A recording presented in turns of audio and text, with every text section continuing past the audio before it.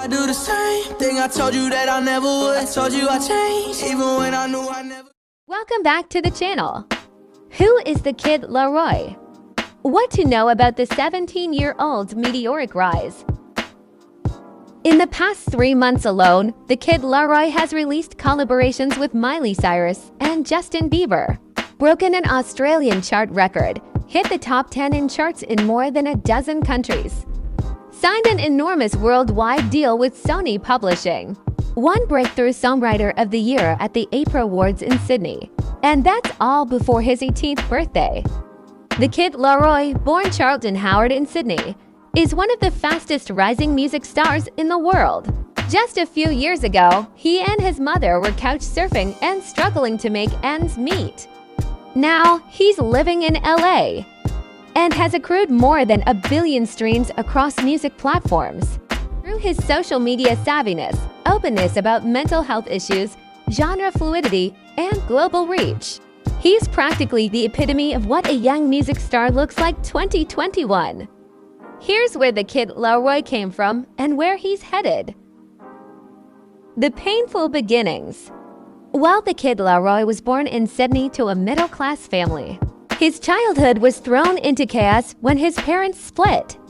Laroi has said in interviews that he and his mother sometimes lived hand-to-mouth as his mother sold drugs to get by. In 2015, his uncle was murdered. He and his mother ended up in project housing in Redfern, an inner-city suburb in Sydney, but were forced to drift between friends' houses for a spell after being kicked out due to noise complaints.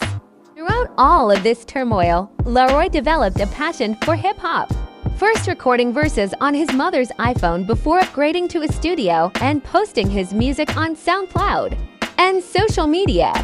He soon grew a devout following both in Sydney and abroad. In 2019, the hip-hop podcast No Jumper filmed a documentary of Laroi in which excited kids followed him through the streets of Redfern. The same year, his music caught the attention of rapper and Grade A Productions executive Lil Bibby, who signed him in a joint deal with Columbia Records. 2 years prior, Lil Bibby had signed Juice WRLD, the massively popular emo rapper and SoundCloud artist, at the forefront of a wave of melodic hip-hop artists coming to the fore. Laroi was also increasingly embracing similar stylings. He named his favorite album to be Kanye West's and Heartbreak, and fittingly Bibby had him open for a Juice WRLD tour in Australia. That was the start of a mentorship. Between the two young men, Laroi lived with Juice WRLD for several months in Los Angeles, where he would intently watch his elder operate at breakneck speed in the studio. But in December 2019, Juice WRLD died from a drug overdose. He told Hot New Hip Hop last year, "That was my big brother. I learned a whole lot from him." When Juice WRLD died, Laroi was in the process of putting together his debut album. He decided to make the album's lead single Go, which featured a verse from Juice WRLD recorded the previous August. The song currently has 238 million streams on Spotify. The Kid Laroi's debut album, Fuck Love, was released in July and makes no effort to shy away from the pain and heartbreak of his past. On Tell Me Why, Laroi sings about the impact of Juice WRLD's death on his mental state. "I can't count all the tears I cried. So many sleepless nights I watched all of my idols die, right in front of my eyes." The album thematically traces a breakup, with Laroi looking back regretfully on his and a partner's mistakes. This type of gloomy subject matter isn't unfamiliar to a generation of hip-hop fans, weaned on the depressive musings of artists like Juice WRLD and Lil Uzi Vert and its wistful guitars. Big hooks and intricate trap production allowed it to slide right onto prime playlists on streaming platforms and the rap radio. On Spotify, the album has been streamed over 1.6 billion times.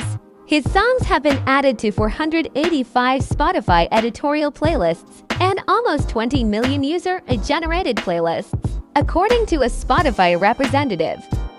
Meanwhile, Laroi has also shrewdly courted an overlapping and rapidly growing audience on TikTok, understanding that a song's virality on that platform is crucial to its overall success. Last March, he recorded a few bars of an unfinished song named Checking TikTok's Queen Bee, Addison Rae, and uploaded it to the app. Within days, Rae posted herself and her mother reacting to the video, which quickly racked up 10 million views and in turn caused thousands of other users to mime themselves singing along to the clip. Just a few weeks later, Drake would take the same tack with Tootsie Slide, creating a dance challenge to the song before it was even out.